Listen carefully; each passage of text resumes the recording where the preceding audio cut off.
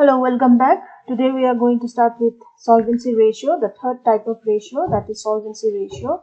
Let's get started and see the meaning of solvency ratio first. Now, what is the solvency ratio? Solvency ratio is the soundness of the business, which shows the soundness of a business to continue the business properly in the market. We will see with the solvency ratio whether the business is able to run smoothly in the future or not, and whether they can meet its obligations in the future. Now, what is obligations? Obligations means any kind of dues or loans which they are able to pay in the future or not. Now, the business have to meet its short-term and long-term obligations. Obligation means any kind of dues which the company have to pay when they have taken any kind of loan or any kind of debentures in the future. Now, these obligations can be of short-term and long-term obligation. Now, short-term obligations we take into consider while calculating the current ratio, but in long-term obligations are taken into consideration in the solvency ratio. Now, what are the short-term obligations? Short-term obligations means any kind of current liabilities. Those are creditors, bank loans, bills payable, etc. Okay, and all these short-term obligations are taken into consideration while calculating the current ratios. And in solvency ratio, we mainly focus on the long-term obligations. Long-term obligation means long-term loans. Okay, those which have to be paid after a long period of time. Well, maybe it will take after 5 years, 6 years, 10 years. All these are long-term obligations. Now, long-term obligations can be of debenture types, long-term loans, and long-term creditors, whom you have to pay the amount after a period of more than 5 years or 6 years, like that. It will not be within a period of 1 year. If you take it within a period of 1 year, that is a short-term obligation, and these short-term obligations will be only the current liability. So, solvency ratio basically it shows the soundness of the business, whether the business is running properly or not, and whether the company is able to pay its obligation on time or not. Now, let's see one by one what are the different types of solvency ratios. The first type of solvency ratio is debt equity ratio. Now, what is this debt equity ratio? Debt, by the term itself, we know that debt is any kind of obligations, whatever you are about to pay. Okay, in the future, you are liable to pay in the future. That is your debt. And what is equity? Equity means those are the capitals of the company which the owners own in the company. Okay, now let's see what is debt equity ratio. It is the ratio between the debt and equity. That means whatever funds are invested by the owners. Who are the owners of the company? The equity shareholders are the owners of the company, right? So whatever funds they are investing in the company and how much they have to pay to the creditors of the company, that have to be calculated with the help of debt equity ratio. These are all an indication of external liabilities to the owner's recorded claims. Now, what is this external liabilities? External liabilities means outside the company to whomever you are liable to pay the money if you have taken any kind of loan, that is known as external liabilities. So, let's see the formula of debt equity ratio. Now, debt equity ratio is total long-term debts divided by shareholders fund. Total debt, long-term debts means whatever loans you have taken in the form of debentures, in the form of long-term loans, in the form of long-term creditors, all these will come under your total long-term debts and divided by the shareholders fund. Shareholders funds are always related with the owners of the fund. Maybe it might be equity shareholders, it might be preference shareholders, it might be reserves and surplus. All these things will be under your shareholders fund.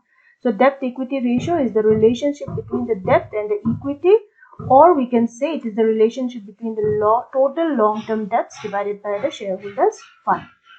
So, next type of solvency ratio is proprietary ratio. Now, what is proprietary ratio? It is also a part of debt equity ratio, but here we show the ratio, the relationship of the ratio of the proprietary fund. Now, proprietary funds means how much the total worth of the capital, total worth of the business, we have to calculate under proprietary fund, total worth or net worth. Okay, so under this, the relationship is between the shareholders fund and the total assets of the company. Whatever the assets, maybe it is current assets, maybe it is fixed assets, all kind of assets will be taken under the total assets, and we will divide it with the shareholders fund. That means all the owners of the company, how much money they have, how much capital they have invested in the business.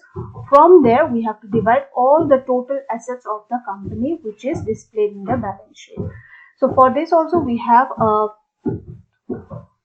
formula, and that is proprietary ratio equal to shareholders fund divided by total assets. Shareholders funds are those which are belonging to the shareholders of the company. Maybe it is equity shareholder, maybe it is preference shareholders. We have to see in the question whatever information will be given. We have to take into consideration for calculating shareholders fund divided by the total assets. Now total assets will include all the assets, not only fixed assets. Okay, total assets will include current assets also and fixed assets as well. So next type of solvency ratio is capital gearing ratio. Now what is capital gearing ratio? This gearing ratio is also having a different name, that is your capitalization or leverage ratio. So this is also a part of solvency ratio, and it shows the relationship between the fixed interest and fixed dividend bearing securities and the equity shareholders fund. Now here we are taking into consideration only the equity shareholders fund, that means only the owner of the equity shareholders.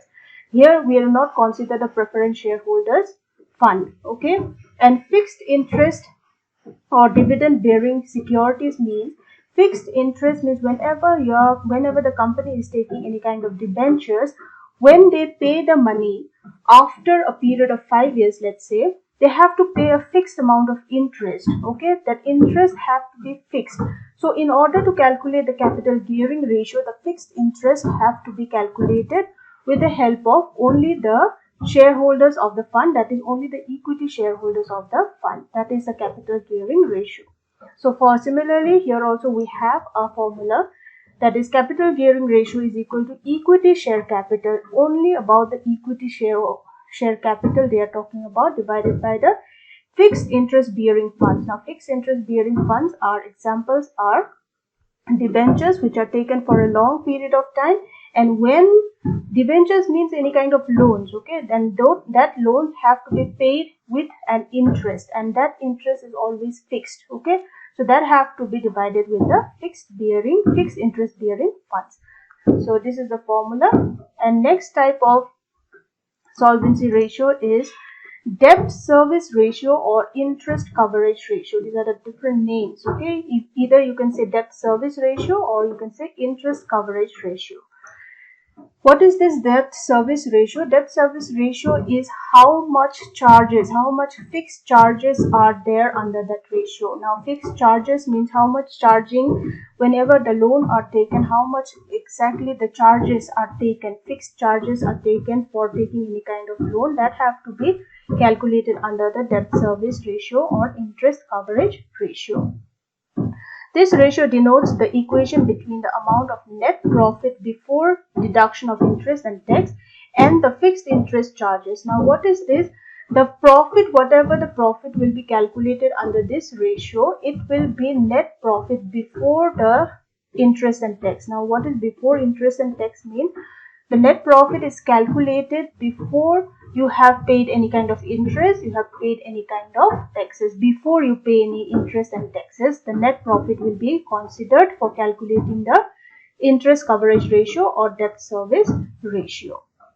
So here also we have a debt service ratio formula, that is net profit before interest and tax divided by fixed interest charges. Now what are the charges? How much charges? It might be in percentage form, 8%, 10%, 12%. It depends on what type of loan they have taken, and the interest will be fixed by the outsiders from where they have taken the loan, and whether to see the company is able to pay those loans in periodical basis or not. So debt service ratio is used for that reason.